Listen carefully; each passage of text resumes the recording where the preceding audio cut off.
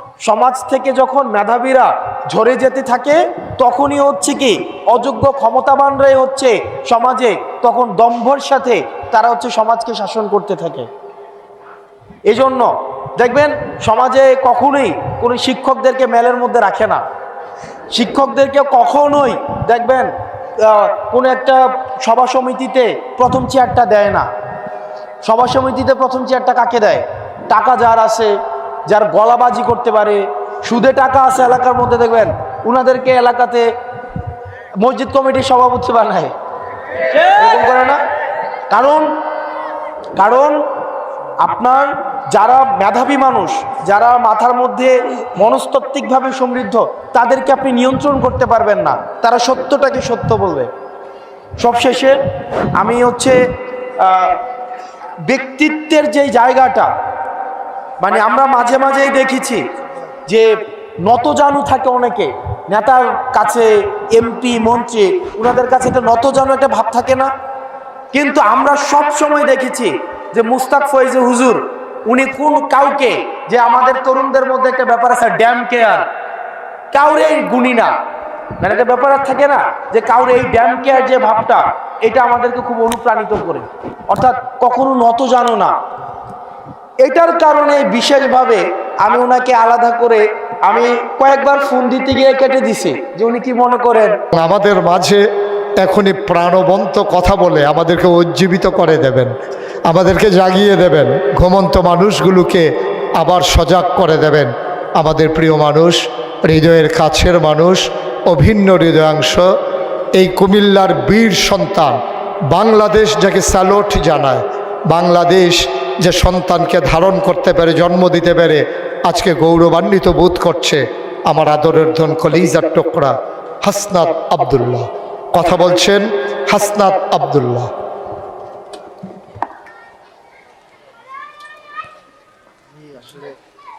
Most welcome.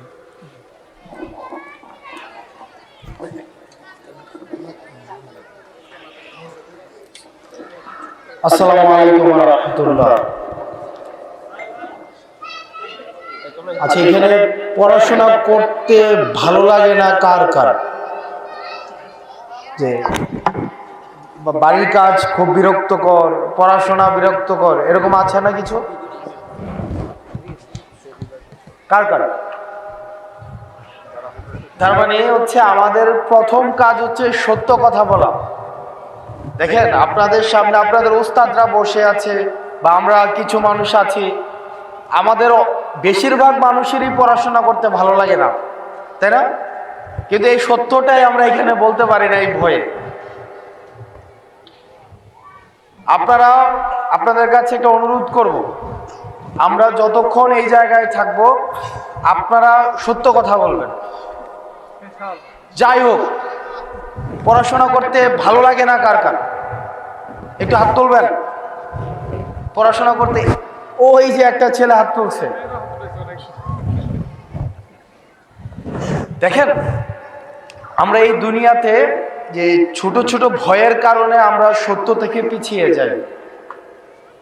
নিশ্চিত মৃত্যু জেনেও যে মানুষগুলো কখনোই সত্য থেকে পিছপা হয়নি, জানে যে আমি এই কথাটা বললে আমাকে জেলে নিয়ে যাবে, আমাকে আয়না ঘরে নিয়ে যাবে, আমাকে বন্দী করা হবে, আমার পরিবার মৃত্যু ঝুঁকিতে থাকবে, সেটা জেনেও এই বাংলাদেশে যে গুটি কয়েকজন মানুষ কখনোই সত্য থেকে পিছপা হয়নি, এবং যারা বলিষ্ঠ কণ্ঠ সব সময় বজায় রেখেছে, যারা অন্যায়ের সাথে কখনোই আপোষ করে নেই, সত্য এবং মিথ্যার মধ্যে যে পার্থক্যটা রয়েছে সেই পার্থক্যটা সব সময় বজায় রেখেছে, তাদের মধ্যে আপনাদের সামনে অন্যতম রয়েছে আমাদের মুস্তাক ফয়েজি হুজুর।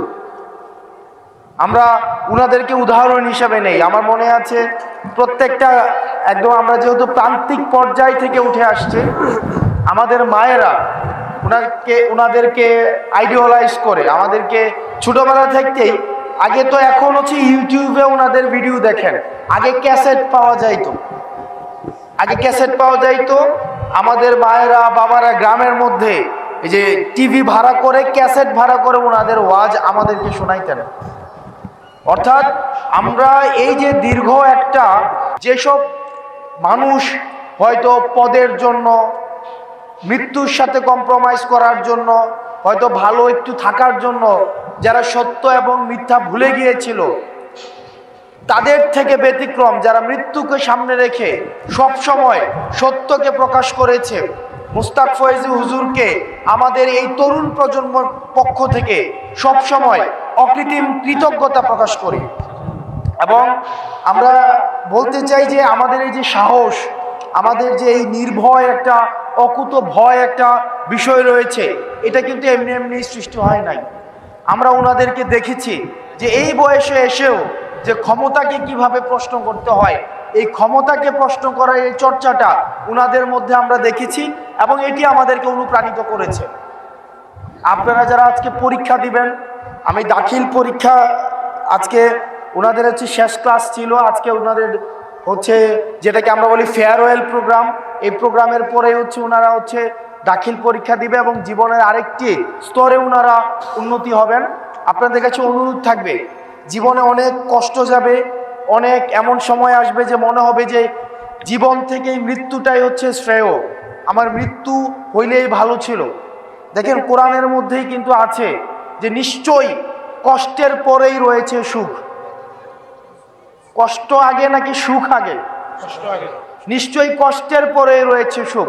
এখন এই কষ্টটা আমাদেরকে অতিক্রম করতে হবে, সেটা কিসের মধ্য দিয়ে? সালাত এবং ধৈর্য। আমাদের সালাত এবং ধৈর্যের মধ্য দিয়ে হচ্ছে আমাদের এই কষ্টের সময়টা অতিক্রম করতে হবে। জীবন অনেক পর্যায়ে আসবে, আপনারা বড় হবেন কিছুদিন পরে, পরবর্তী ধাপে আপনারা হচ্ছেন যাবেন। জীবন অনেক সময় মনে হবে যে আমরা হাল ছেড়ে দেই, জীবন আমাদের জন্য হচ্ছে জাহান্নাম হয়ে গিয়েছে।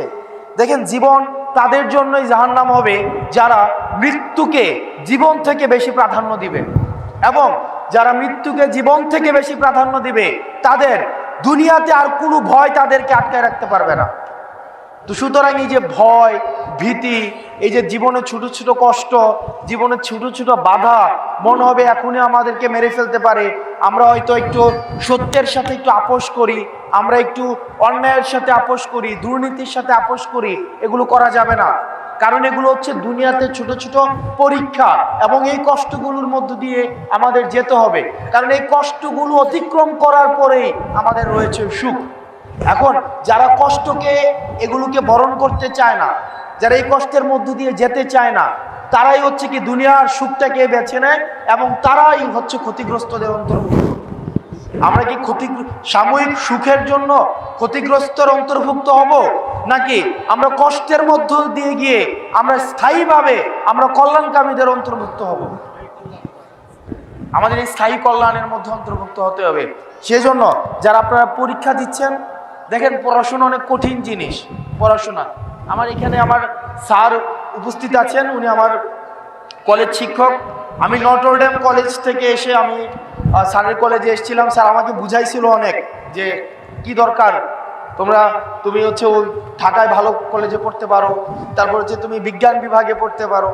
তো স্যার দেখেছেন যে আসলে আমরা কি পরিমাণ পরিশ্রম করেছি আপনার, এবং এই পরিশ্রমের পরও একটা মানে স্মৃতি, স্যার হচ্ছে একদিন আমাকে টিসিইউ দিয়ে দিতে নিছিল, যে কলেজ থেকে বাদ, আমার গার্ডিয়ান ঢাকায় নিয়ে এসে আমাকে কলেজ থেকে বাদ দিয়ে দিছিল, অলমোস্ট বাদ দিয়ে দিছিল ছোট একটা ভুলের কারণে।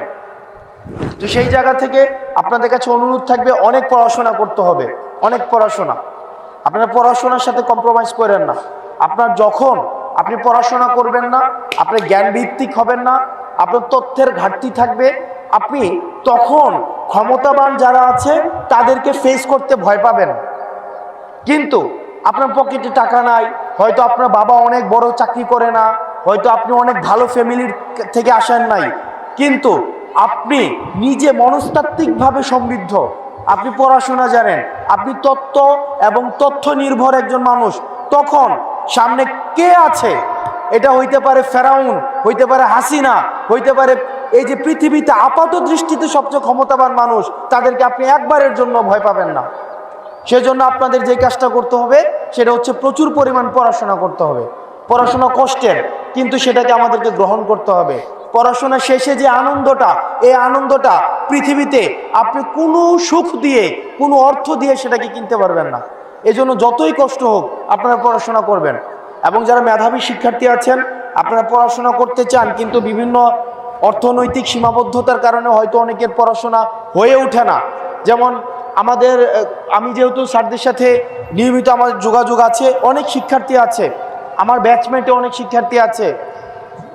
আমি ছোট একটা উদাহরণ দিই, আপনারা গ্রামের পাশে, আমি গ্রামটা উল্লেখ করছি না, স্যার চিনবেন, সে ঢাকা বিশ্ববিদ্যালয়ে চান্স পাইছিল আমাদের কলেজের। সে চান্স পাওয়ার কারণে ওর বাবা খুব রেগে গেছে যে সে কেন চান্স পাইছে। আমরা ওনার ছেলেকে সহায়তা করেছি, এটার জন্য আমাদের প্রতি প্রচণ্ড রাগ। কারণ ওনার ভাতিজা ঢাকা বিশ্ববিদ্যালয়ে চান্স পাইতে যে 4 মাস সময় লাগে কোচিংয়ে, ওই সময়টা ওনার ভাতিজা হচ্ছে ঢাকায় গিয়ে গার্মেন্টসে চাকরি করে অনেক টাকা ইনকাম করছে। তাইলে আমরা ওনার ছেলেটাকে নষ্ট করে ফেলছি। ঢাকা বিশ্ববিদ্যালয়ে চান্স পাইছে, এখন টাকা তো বাড়িতে দেয়ই না, বরং ভর্তির জন্য ওর বাপের কাছ থেকে টাকাও চাইতেছে। তার মানে ছেলেটা অধঃপতনে গেছে। আজকে 5 বছরের ব্যবধানে ওই ছেলেটা হচ্ছে বাংলাদেশ ব্যাংকের ডিরেক্টর, বাংলাদেশ ব্যাংকের হচ্ছে ডিরেক্টর। কষ্ট করতে হবে। আপনাদের যদি কোনো ধরনের সীমাবদ্ধতা থাকে আমাদেরকে জানাবেন, আমাদের এখানে শিক্ষকরা আছেন, ওনাদেরকে জানাবেন। আমরা চাই না কোনো মেধাবীরা ঝরে যাক, কারণ সমাজ থেকে যখন মেধাবীরা ঝরে যেতে থাকে তখনই হচ্ছে কি অযোগ্য ক্ষমতাবানরাই হচ্ছে সমাজে তখন দম্ভর সাথে তারা হচ্ছে সমাজকে শাসন করতে থাকে। এজন্য দেখবেন সমাজে কখনোই কোনো শিক্ষকদেরকে মেলের মধ্যে রাখে না। শিক্ষকদেরকে কখনোই দেখবেন কোনো একটা সভা সমিতিতে প্রথম চেয়ারটা দেয় না। সভা সমিতিতে প্রথম চেয়ারটা কাকে দেয়? টাকা যার আছে, যার গলাবাজি করতে পারে, সুদে টাকা আছে এলাকার মধ্যে, দেখবেন উনাদেরকে এলাকাতে মসজিদ কমিটির সভাপতি বানায়, এরকম করে না? কারণ আপনার যারা মেধাবী মানুষ, যারা মাথার মধ্যে মনস্তাত্ত্বিকভাবে সমৃদ্ধ, তাদেরকে আপনি নিয়ন্ত্রণ করতে পারবেন না। তারা সত্যটাকে সত্য বলবে। সবশেষে আমি হচ্ছে ব্যক্তিত্বের যে জায়গাটা, মানে আমরা মাঝে মাঝেই দেখেছি যে নতজানু থাকে অনেকে নেতার কাছে, এমপি মন্ত্রী, ওনাদের কাছে একটা নতজানু একটা ভাব থাকে না? কিন্তু আমরা সব সময় দেখেছি যে মুস্তাক ফয়েজি হুজুর উনি কাউকে, যে আমাদের তরুণদের মধ্যে একটা ব্যাপার আছে ড্যাম কেয়ার, কাউরে গুণী না, মানে একটা ব্যাপার থাকে না যে কাউরে এই ড্যাম কেয়ার যে ভাবটা, এটা আমাদেরকে খুব অনুপ্রাণিত করে। অর্থাৎ কখনো নত জানো না। এটার কারণে বিশেষভাবে আমি ওনাকে আলাদা করে আমি কয়েকবার ফোন দিতে গিয়ে কেটে দিছি যে উনি কি মনে করেন, উনি আমাকে বকাঝকা করেন কিনা, যে আমি থাকে না যে নর্মালি যারা একটু কাছাকাছি, রাজনীতির কাছাকাছি আছে তাদেরকে মানুষ অপছন্দ করে।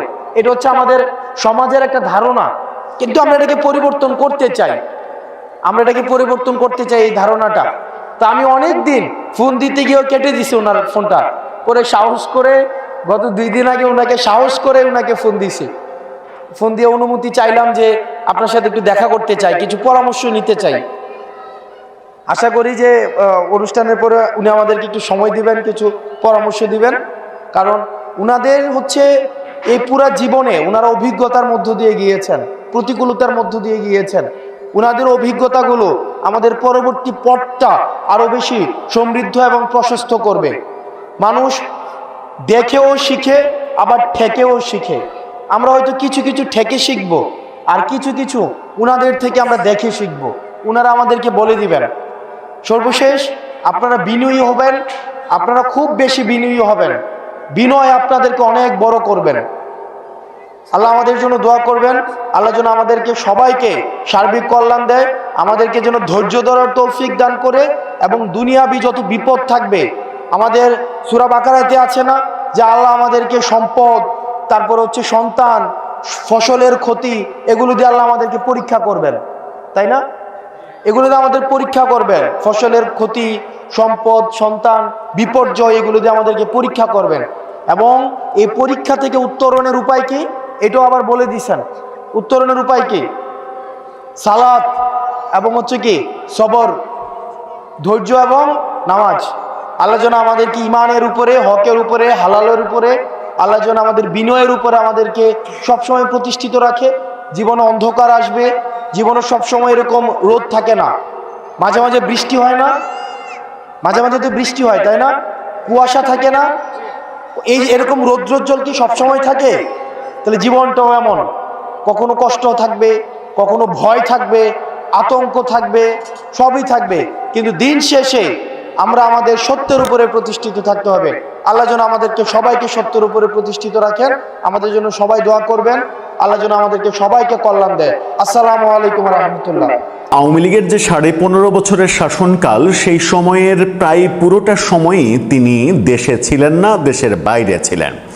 তার আগে আওয়ামী লীগ ক্ষমতায়, এই টার্মে ক্ষমতায় আসার আগের যে বিএনপির সরকার 2001 থেকে 2006, সেই সরকারের আমলেও তিনি বিদ্যুৎ মন্ত্রীর দায়িত্ব পালন করেছিলেন এবং তখন বিদ্যুৎ সেক্টর নিয়ে তুমুল সমালোচনা হয়েছিল এই দেশে, এবং বিদ্যুৎ সেক্টরের কর্মকাণ্ডই বিএনপি সরকারকে অনেকখানি ডুবিয়েছিল, এই অভিযোগ অনেকে করার চেষ্টা করেন।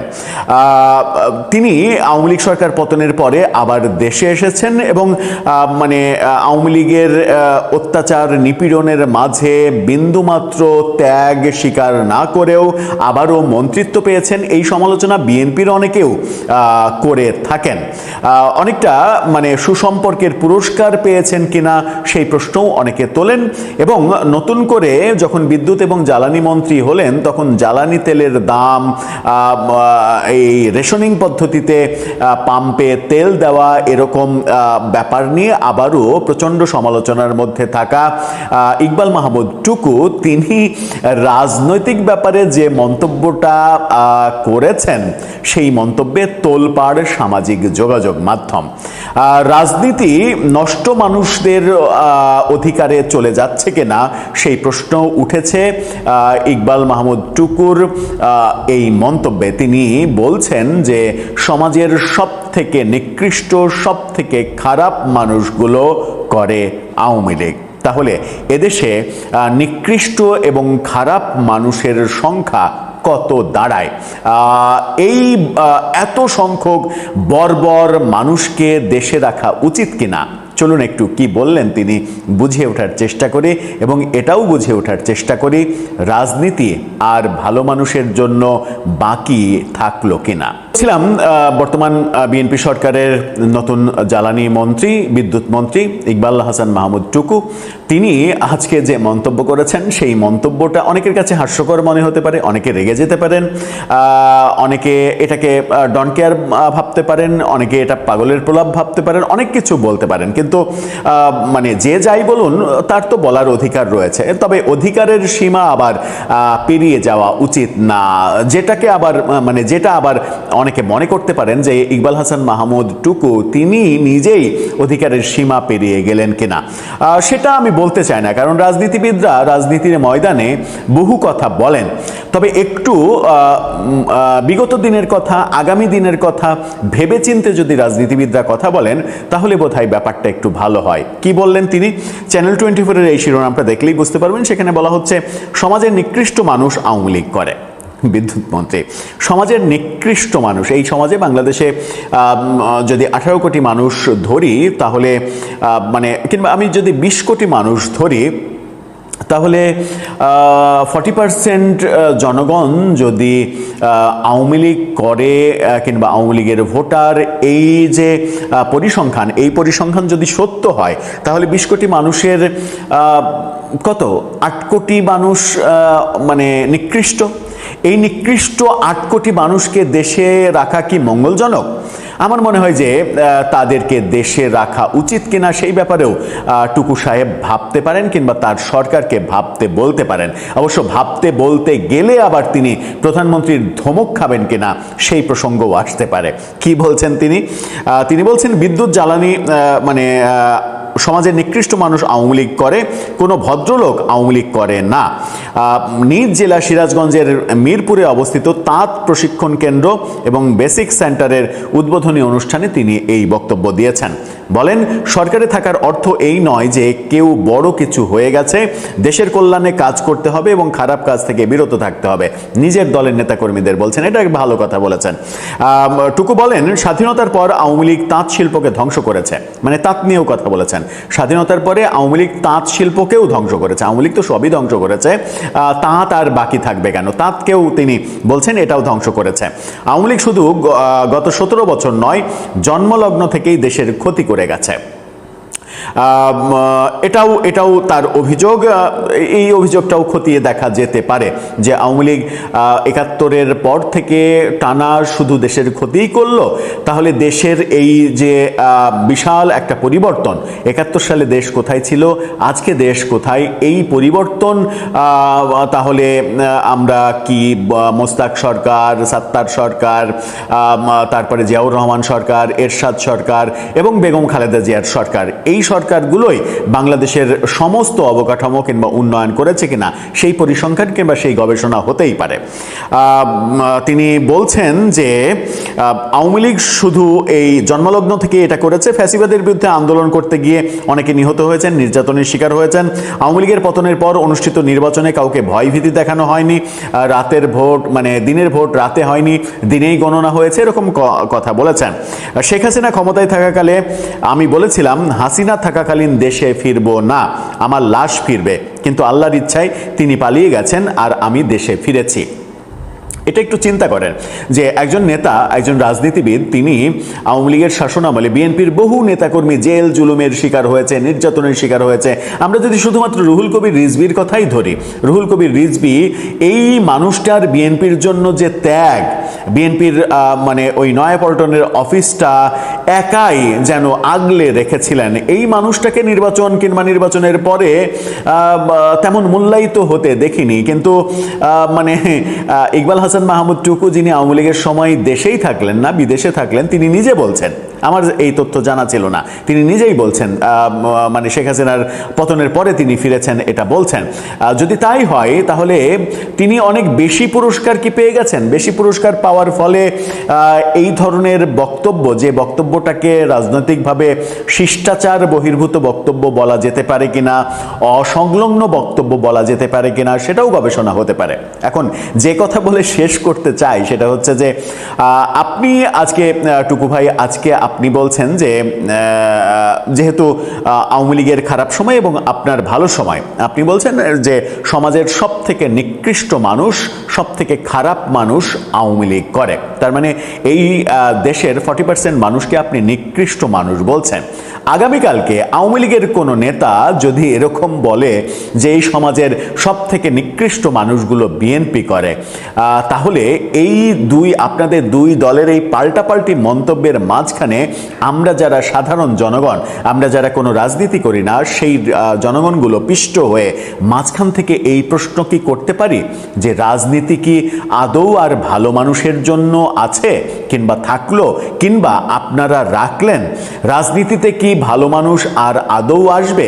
একদল বলছেন অন্য দলের সবাই নিকৃষ্ট, আর একদল যখন বলবে, কিংবা হয়তো বলেছেও যে ওই দলের সবাই নিকৃষ্ট, আপনি এই দেশের 40% মানুষকে, আওয়ামী লীগের কোটি কোটি সমর্থককে নিকৃষ্ট বলে দিলেন। মানে এটা অপ্রত্যাশিত, এটা প্রত্যাশা করা যায় না।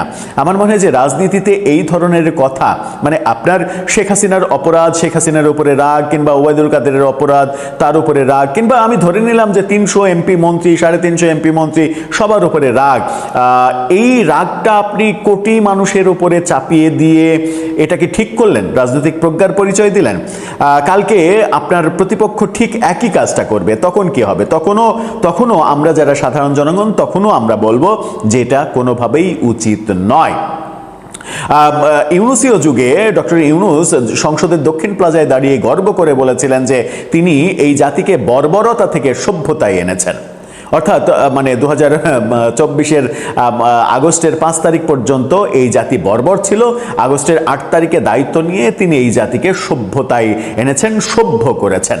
এই যে দাবি, এই কথাবার্তা, এই যে মুখনিসৃত বাণী, এই বাণীগুলোই মানুষের সব থেকে ক্ষতি করে এবং অবস্থানের ক্ষতি করে, দলের ক্ষতি করে, রাষ্ট্রের তো ক্ষতি করে। সার্বিক যে সৌহার্দ্যপূর্ণ পরিবেশ, সেই পরিবেশের সব থেকে বড় ক্ষতি হয়ে যায়। আপনি, আমি সবাই সেই নিকৃষ্ট মানুষের সমাজেই বাস করছি, যারা একে অপরকে নিকৃষ্ট বলে আখ্যা দিচ্ছে। দর্শক, আপনার কাছে কি মনে হয়? আপনার মতামত জানিয়ে লিখতে পারেন আমাদের কমেন্ট বক্সে।